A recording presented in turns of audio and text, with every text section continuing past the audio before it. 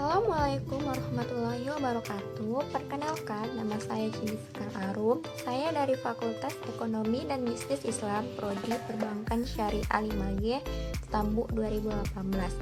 Nah, di dalam video kali ini, saya akan memberikan pendapat atau pemahaman saya mengenai materi pada mata kuliah Manajemen Pembiayaan Bank Syariah.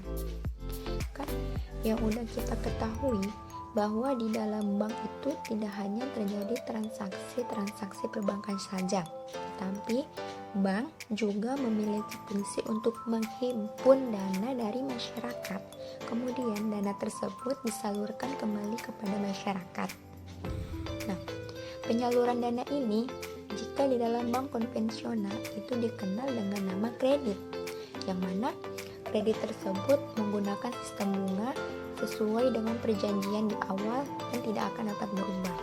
Sementara jika di dalam bank syariah, penyaluran dana ini tuh kita kenal dengan nama pembiayaan, yang mana pembiayaan ini itu menggunakan sistem bagi hasil sesuai dari keuntungan yang kita peroleh.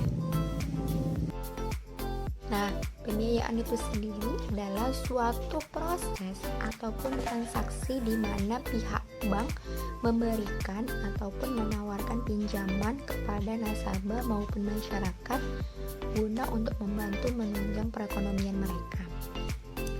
Kan, di dalam menyalurkan dananya kepada nasabah, produk pembiayaan yang ada di bank itu terbagi menjadi 4 jenis.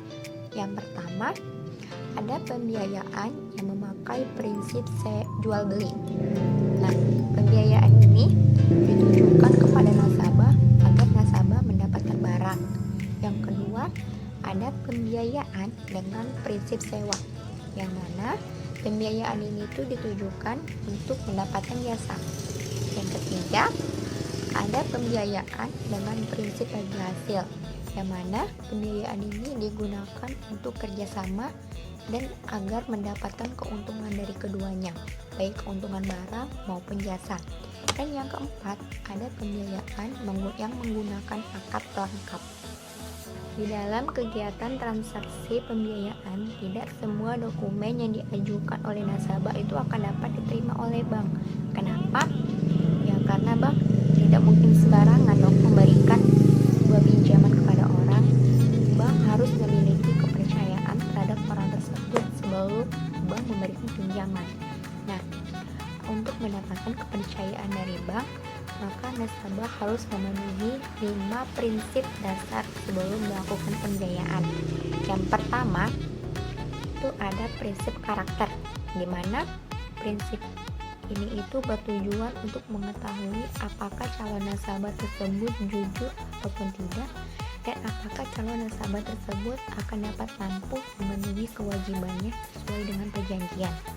Yang kedua, ada prinsip capacity, yang mana prinsip ini itu menilai kemampuan dari calon nasabah dalam mengelola usahanya, yang mana hal tersebut tuh dilihat dari pengalaman nasabah sebelumnya.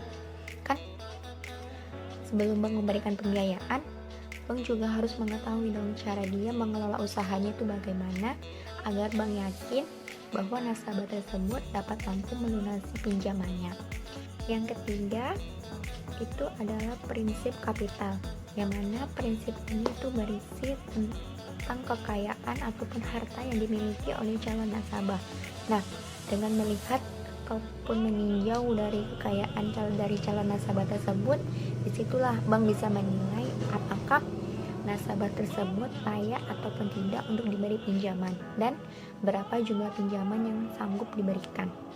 Yang keempat, ada prinsip kolateral, yang mana prinsip ini tuh berisi jaminan yang diberikan oleh pihak nasabah kepada bank sebagai bentuk dari keseriusan dia untuk melakukan pinjaman.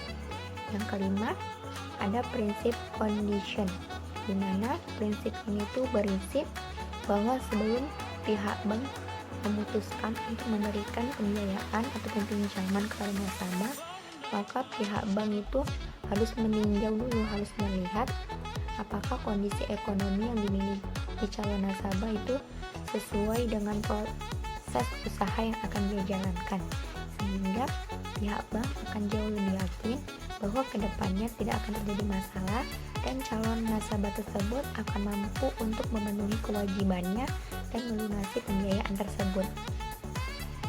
Nah, dari semua kegiatan ataupun transaksi yang terjadi di perbankan, pembiayaan ini merupakan aktivitas yang sangat penting. Kenapa? Ya, karena dengan adanya pembiayaan ini, bank akan memperoleh pendapatan utamanya, yang mana pendapatan tersebut akan digunakan untuk membantu dan menunjang dari keberlangsungan kegiatan bank tersebut, dan hal itu dapat membantu terjadinya kebangkrutan di masa yang akan datang. Nah, selain dari pelaksanaan pembiayaan tersebut, bank syariah harus memenuhi prinsip ekonomi dan juga prinsip syar'i, yang mana ketika kegiatan ataupun terjadinya transaksi pembiayaan tersebut, bank syariah itu harus berpedoman kepada syariat Islam, dan di dalam transaksi tersebut tidak boleh mengandung unsur kejahatan ataupun unsur keharaman seperti unsur maisir, goror, dan juga riba. Nah, oleh karena itu dibutuhkan adanya suatu manajemen pembiayaan yang baik agar kegiatan pembiayaan dan juga penyaluran dana terhadap nasabah dapat berjalan secara efektif dan juga efisien sesuai dengan tujuan dari bank itu sendiri dan juga sesuai dengan syariat Islam. Nah, kesan yang saya rasakan selama pembelajaran daring dari materi 1 sampai dengan materi 9, menurut saya sistem pembelajaran via YouTube yang digunakan pada mata kuliah manajemen pembiayaan bank syariah ini cukup bagus. Kenapa? Karena dengan media YouTube ini, materi ataupun penjelasan yang diberikan oleh Bapak dosen bisa kita download dan akan dapat kita dengar kapanpun dan dimanapun kita berada, agar dapat membantu kita untuk memahami setiap bab dari materi yang dijelaskan. Hanya saja dengan menggunakan sistem ini menurut saya kurang efektif. Kenapa? Karena dari yang saya lihat, keaktifan dan antusias dari mahasiswanya itu kurang. Dan apalagi di masa seperti ini tuh terkadang kita terkendala oleh jaringan dan juga keterbatasan dari internet. Namun nilai plus yang dapat saya pahami dengan adanya sistem pembelajaran daring ini, itu menuntut mahasiswa untuk jauh lebih mandiri lagi dan tidak hanya terpacu atau mengandalkan materi yang diberikan oleh dosen saja, tetapi mahasiswa juga harus inisiatif dan harus lebih kreatif lagi untuk mencari tambahan informasi ataupun materi pembelajaran, baik dari website, baik dari buku, baik dari literasi, ataupun dari hal yang lainnya, agar belajar mahasiswa dapat jauh lebih optimal. Sekian dari saya ucapkan terima kasih dan wassalamualaikum warahmatullahi wabarakatuh.